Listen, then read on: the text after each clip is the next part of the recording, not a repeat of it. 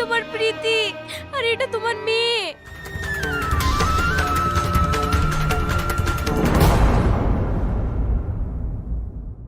কে মা তোরা? ওকে নিয়ে টানাটানি করছিস? এটা আমার স্বামী, ও পাগল হয়ে গেছে। অনেকদিন ধরে ওকে আমি খুঁজে বেড়াচ্ছি। এখন ও আর আমাদেরকে চিনতে পারছে না। ও বহুদিন ধরে আমাদের আশ্রমেই তো থাকে। যাই হোক, উপরওয়ালা যা করে ভালোর জন্যই করে। তুই তোর স্বামীকে ফিরে পেলি, আর তুইও তোর বাবাকে ফিরে পেলি। যা, ওকে নিয়ে যা। ওকে ভালোভাবে ডাক্তার দেখাবি, তাহলে ও ঠিক হয়ে যাবে।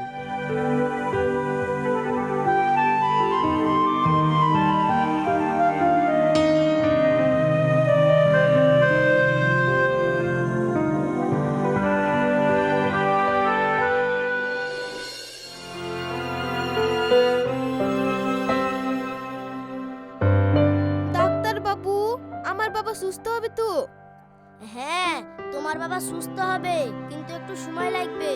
উনি বড় ধরনের আঘাত পেয়েছে, স্মৃতিশক্তি হারিয়ে ফেলেছে, আবার পাগল হয়ে টানা 18 বছর রাস্তা রাস্তা ঘুরেছে।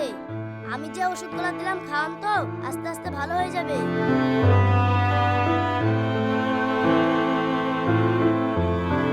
এই নিন টাকা।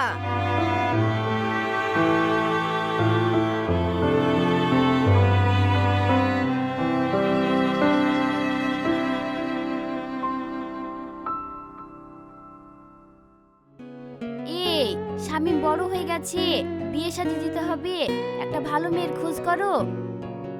হ্যাঁ, তুমি ঠিকই বলেছো। ও বড় হয়ে গেছে, আর বিয়ে শাদী দিতে হবে। এই আর একটা কথা, তোমার ভাই তো মনে হয় মরে গেছে, এই সম্পত্তি আমরাই ভোগ করছি। কিন্তু আমরা যখন তোমার ভাইয়ের বউকে বাড়ি থেকে বের করে দিয়েছিলাম, তখন যে ওর পেটে বাচ্চা ছিল, ও যদি ভবিষ্যতে এই সম্পত্তির ভাগ নিতে চায়, তখন কি হবে? তুমি এক কাজ করো, তাড়াতাড়ি জমি জায়গা বাড়ির সব সম্পত্তি আমার নামে লিখে দাও। হ্যাঁ হ্যাঁ, তুমি ঠিকই বলেছো। ভবিষ্যতে সত্যি যদি ওরা চলে আসে, তাহলে আমরা ফেঁসে যাব। আমি তাহলে আজকেই মোহরির কাছে যাব, জমি জায়গা যা সম্পত্তি আছে সব তোমার নামে লিখে দিব। এই শামীম শোন। হ্যাঁ আব্বা, বলো। বাবু, আমরা তো ভাবছি তোর বিয়ে দেব। না না, আমি এখন বিয়ে করতে পারবো না। আমি একজনকে ভালোবাসি, আমি ওকে বিয়ে করব। কি বললি? তুই একজনকে ভালোবাসিস মানে? আমি আর তোর আব্বা যেখানে বলবো তোকে সেখানে বিয়ে করতে হবে। আমরা ছোট থেকে তোকে কোলে পিঠে করে মানুষ করলাম, আমাদের কোনো অধিকার নেই? আমি তো অন্যায় করছি না, আমি তো ওকে ভালোবাসি। তাছাড়া আমার নিজের স্বাধীনতা নেই। আমি ওকে ভালোবাসি, আমি ওকে বিয়ে করব। দেখেছো, তোমার ছেলের কথা দেখেছো? ও যেখানে বলবে সেখানে ওর বিয়ে দিতে হবে নাকি? ওকে আমাদের দেখা মেয়েকে বিয়ে করতে হবে।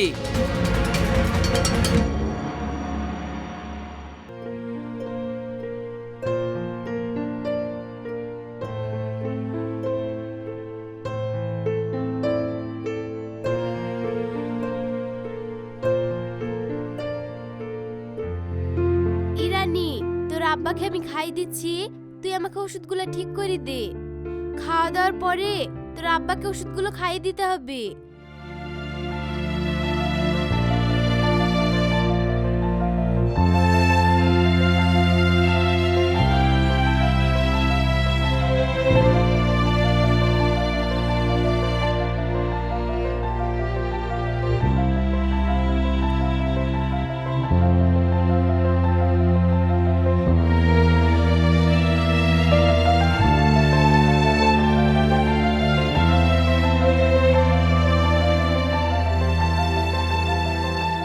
বাবা, ওষুধটা খেতে হবে, না হলে তুমি সুস্থ হবে কি করে?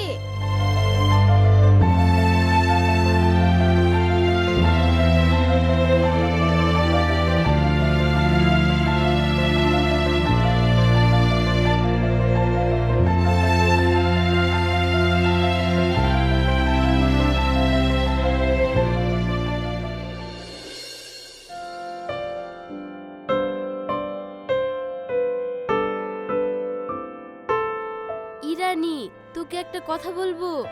বলো কি বলবে? বলছি তুই শামিমের আশে থাকিস না।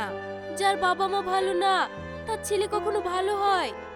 আর তাছাড়া তো তুই সবই জানিস ওরা আমাদের সাথে কি করেছে। মা, এখনকার বিষয় শামীম ভালো কি খারাপ সেটা নয়, বিষয়টা হচ্ছে শামীম ভালো হোক খারাপ হোক ওকে আমাকে বিয়ে করতে হবে।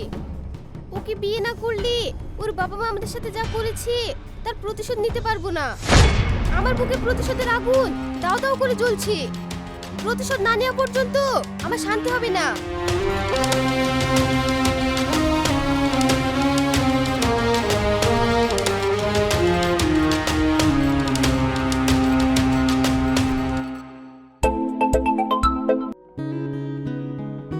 হ্যাঁ ইরানি, বলো।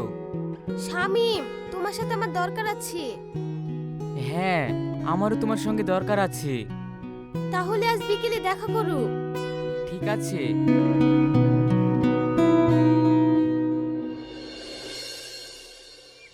শামীম, তুমি তো জানো আমার বাবা অসুস্থ আর মাও বাড়িতে দুশ্চিন্তা করছে আমার বিয়ে নিয়ে। তুমি বিয়ে করতে চাইলে বলো, না হলে এতদিন আমার পক্ষে ওয়েট করা সম্ভব না। ইরানি, আমি তোমাকে অনেক ভালোবাসি। তোমাকে ছাড়া আমি অন্য কোনো মেয়েকে বিয়ে করতেই পারবো না। চলো, তোমাকে আজকে বউ করে আমাদের বাড়িতে নিয়ে যাব। শামীম, এইভাবে যাওয়া আমার পক্ষে সম্ভব নয়।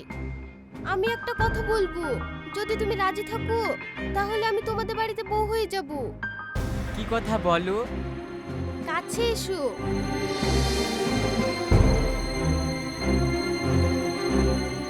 এটা আবার কোনো ব্যাপার নাকি? ঠিক আছে, আমি রাজি।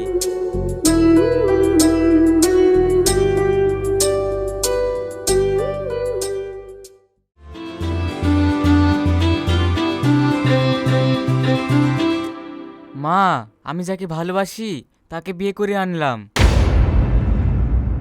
কি? তোর এত বড় সাহস, তুই আমাদেরকে কিছু না জানিয়ে বিয়ে করে আনলি? আর পিছনে ওরা কারা? এই মেয়েকে কোনোদিনও মেনে নেব না। তোমরা ওকে মানবে কি না মানবে সেটা তোমাদের ব্যাপার।